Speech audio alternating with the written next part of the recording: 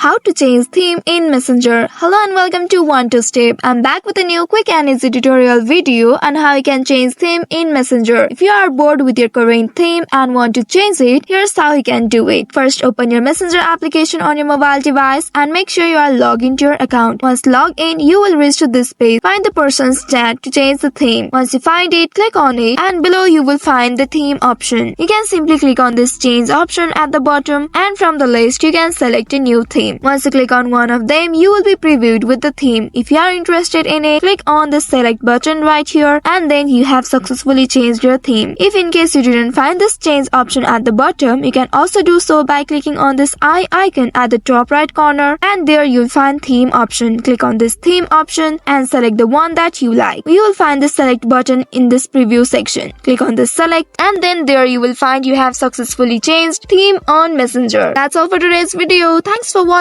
till the end. If you found this video helpful, don't forget to like, share and subscribe to the channel. Also hit that bell icon to get notifications on more such helpful tutorials. See you in next video. Stay connected.